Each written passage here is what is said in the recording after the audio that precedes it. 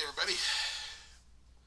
I'm here to talk to you about part of what's going on. There's so much going on with this illegal immigration scandal. It's just the layers upon layers of shit, and nobody really, even on the right or the left, are even doing anything about it right now. Hopefully that'll change.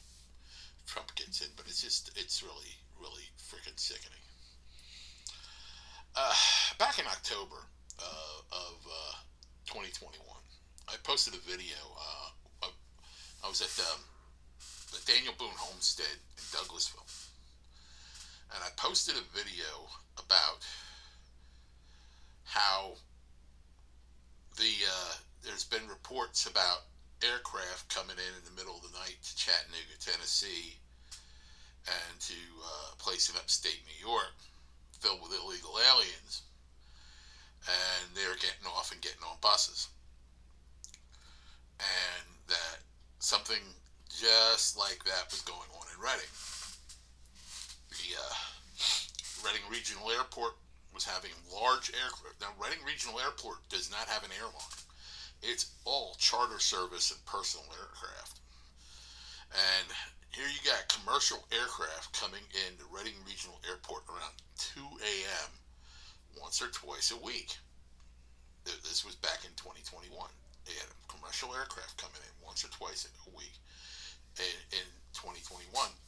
And I'd hear them come in because the flight path, when they're coming in from the east over the mountains, they go right over my house. They go right over my old house there on Union Street. So I started looking into it, and I ran into a fella that worked in the industrial park at the Reading, adjacent to the Reading Regional Airport, and I had a conversation with him. I had a conversation with a medevac helicopter pilot, and I had a conversation with people from that work at the hospital just adjacent to the airport, St. Joseph's Hospital. And as I was looking into this, I found this guy that worked in the industrial park, worked third shift, and I was referred to him actually by somebody else in the industrial park. And here he had a video, and he shot video of this plane coming in the middle of the night. Uh, Nothing distinguishes what airline it was from, but it was yellow, and judging by the yellow of the aircraft, my guess is it was a Spirit Airline aircraft. Uh, but that plane would go to the end of the runway near the Mid-Atlantic Air Museum, and it would stop. It wouldn't go to the terminal. It would stop. Truck came up with the steps. Steps pulled up. Buses pulled up. They were school buses, yellow school buses. The video doesn't show. I was close enough to determine who these school buses were with, because he took it from a distance. But the people got off the planes and directly onto the school buses, and the buses left. And from his account, those buses drove in towards the city of Reading. So, did a bit more of investigating and found that these buses were discharging their people at St. Pete's Roman Catholic Church on the south side of town on South Fifth Street. That's where they were being discharged. Now, I put this up in October of 2013. And you would think this stopped because you weren't hearing anything about it. But it didn't stop. It became more insidious because what they're doing now is they're sticking these illegal aliens in unused airline seats in red-eye flights to different cities. The cities I've been told, also heard from, because this part of the story was broken by Ashley. Oh God, what the heck's her last name? I think it's McAllister. Ashley something. She's a contributor for the Babylon Bee, and she showed video on TV and on the internet of all these people that were coming in the Phoenix International Airport and lining up to get on a Delta airline flight to New York City, the same Delta airline flight she's on. And they're all wearing the stuff that was given to them by Catholic charities and other NGOs. They're carrying these clear bags. But here's what's really something, because when they brought them in, you and I want to get on a plane, we got to provide our information. We got to provide our information. We go through screening. These people were taken around screening, over 100 of them, and then stood in line to get on that Delta plane to New York. They were given empty premium seats, and they're flying on our dime. They're given empty premium seats, and this is on red-eye flights. And when they flew that plane to New York, from Phoenix to New York, well, other people from the airline industry came out to Ashley and said right out, about 20% of the people that are going on our nighttime flights are from these people. They fill up the plane. The government pays for the a discounted rate for the empty seats, and they're glad for it. The airlines are glad for it. But then when I started to hear where they were flying these people to, they said New York, they said Boston, they said Philadelphia, and I was fine. I don't want to say I was fine with that, but then I started hearing Charlotte. Charlotte is 60 miles from the South Carolina border, another 110 from Myrtle Beach.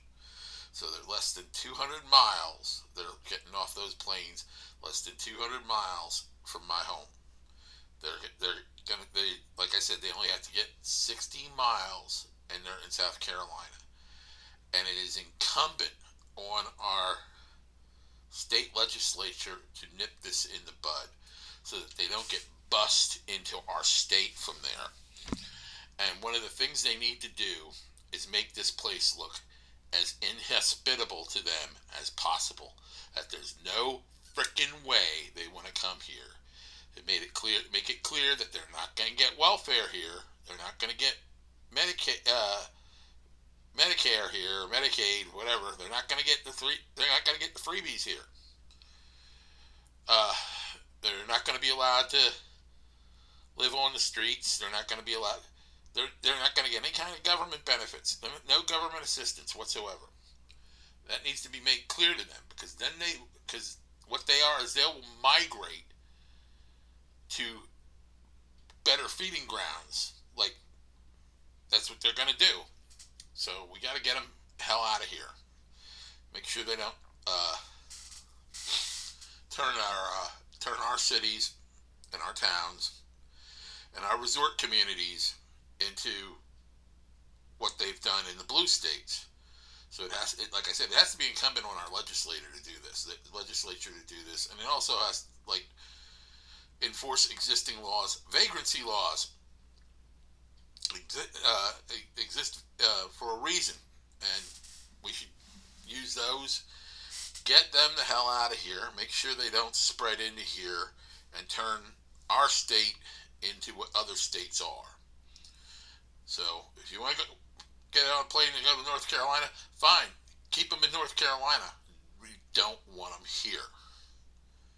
We don't want them here, and that's what I'm afraid is going to happen unless we make this place look inhospitable to them. Again, that woman's name is Ashley McAllister or Ashley McFadden, something like that. Ashley from the Babylon Bee. The video was quite disturbing. And like I said, it's got to be done now before it gets bad. We can't wait till it's a crisis. That's what Democrats do. They create crisis and then don't do nothing about it. We can't sit there and let them do that and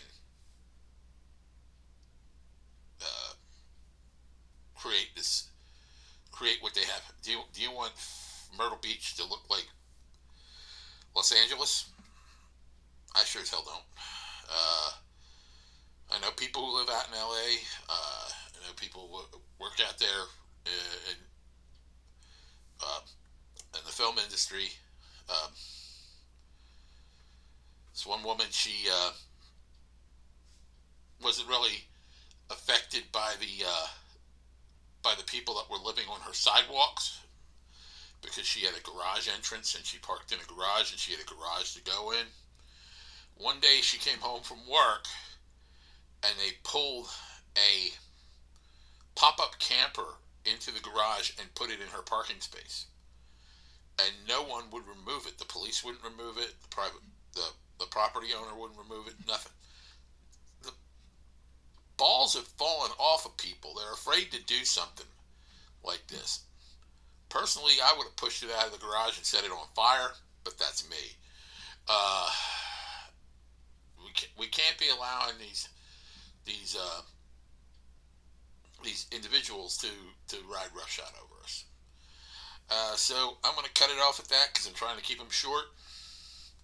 Stay safe. God bless.